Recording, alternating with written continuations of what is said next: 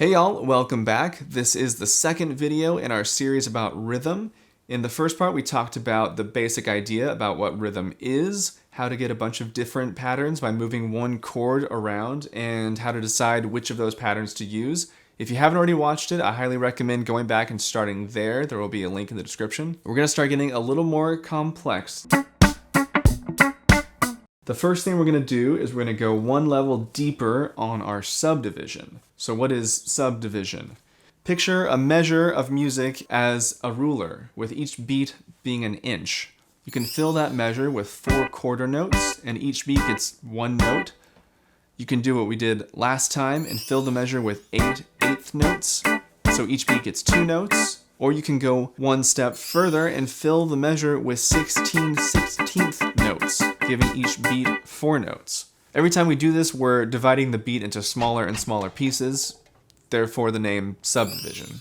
Now, do you need to learn to read rhythms in the traditional way, like this?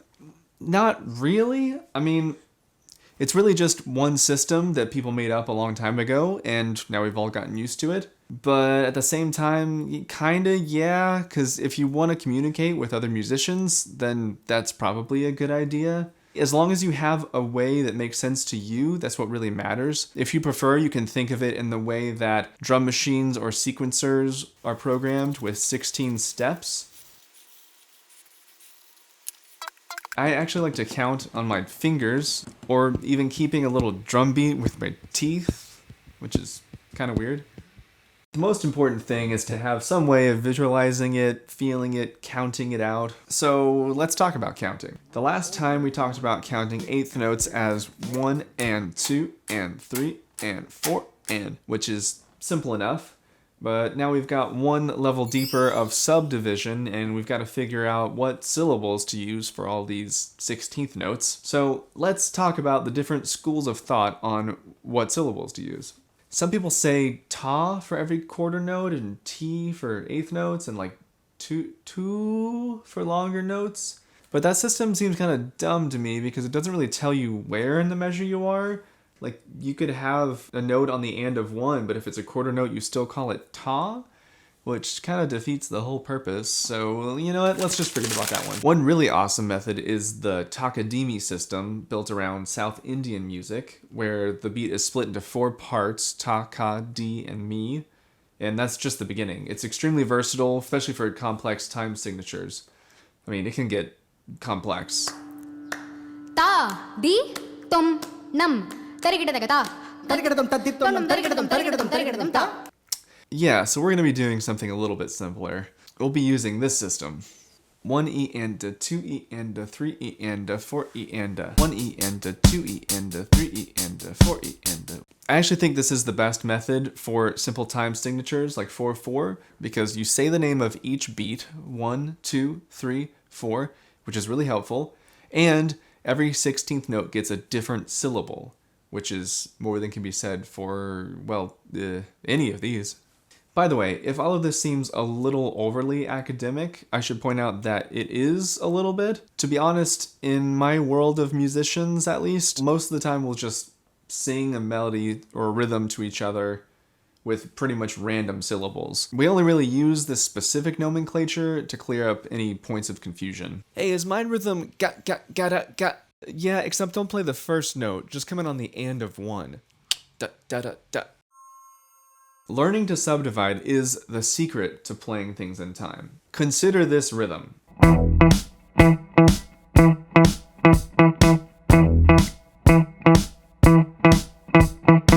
If you try to play this without knowing how to subdivide, you're just sort of stabbing in the dark randomly.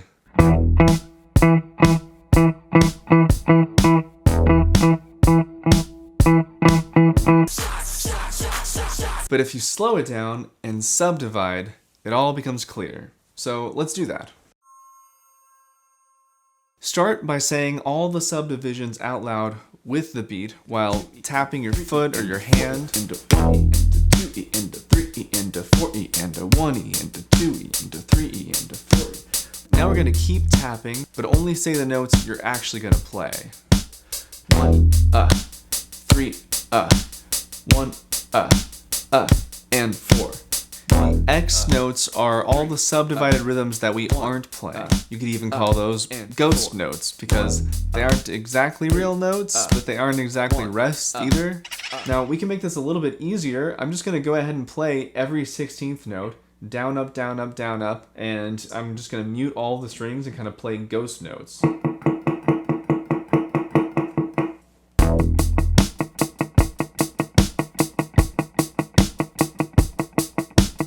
Then I can just think to myself, is the rhythm that I want on a down or on an up, and just fill it in accordingly. So I'll circle downs and ups and see that my rhythm is down, up, down, up, down, up, up, down, down.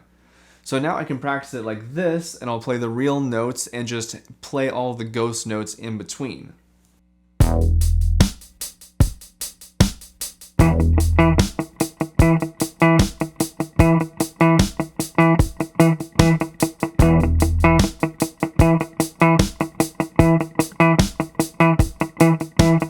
One thing you'll find you have to work on a lot is actually your left hand, because the difference between a regular note and a ghost note is just a slight squeeze, and you want to try to find the least amount of pressure you could possibly use to make the note come out.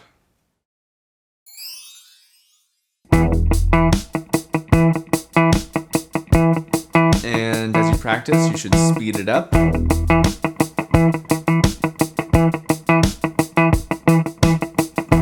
And up.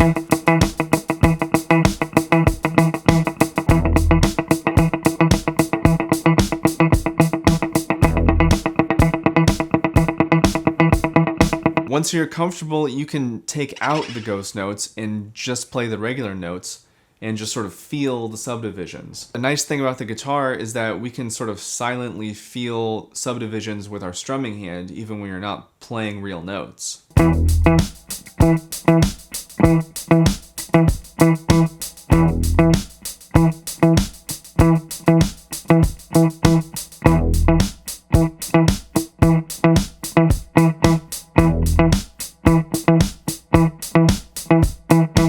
You can even give yourself like a little ghost note just before a syncopated rhythm. Kind of like when a big band drummer wants to help everyone in the band play a big hit at the exact same time, they'll set the band up with like a subdividing fill.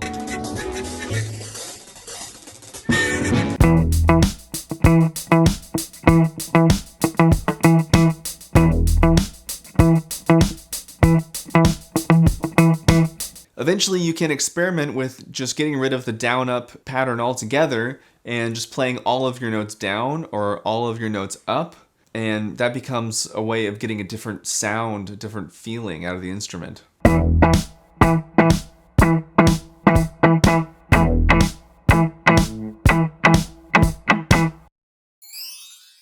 Okay, let's take another rhythm and see if we can subdivide it. This is gonna be the opening guitar riff to Stevie Wonder's For Once in My Life, and we're gonna just do an F major triad right here. And we're gonna try to mute some of these strings if you can with your left hand fingers, just so that you don't have to be like so precise with your strumming.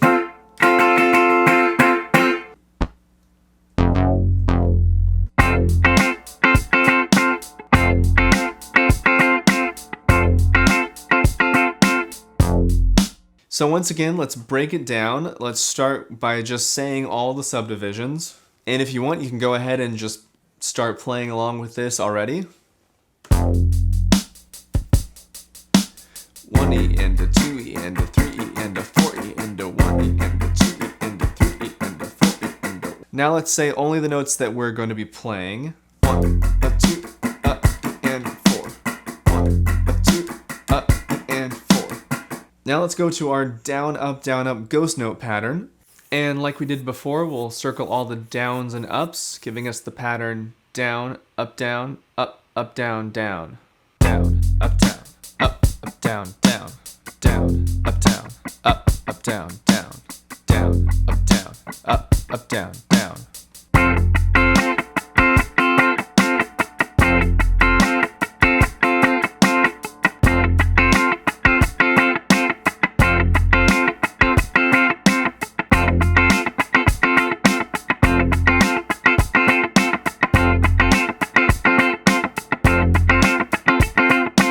Now let's slow it back down and take away our ghost notes.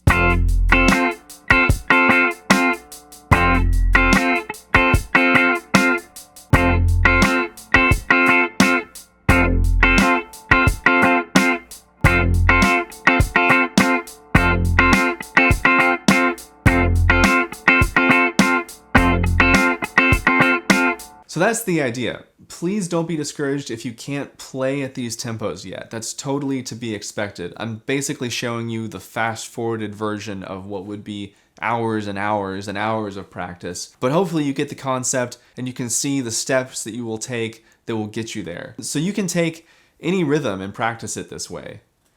Well, maybe not any rhythm, but most. And this is true for melodies, horn parts, drum parts, bass parts. For a while, I was getting obsessed with just every kick drum pattern I heard out in the world. I would sort of tap it out and figure out what it was. So start listening a little bit differently to all the music that you encounter and see if you can pick out different rhythmic patterns. Count them, write them down, however you want, play them, sing them, and always practice with the metronome, or even better, a drum beat. It's never too soon to start to feel like you're really playing in the pocket and not just practicing.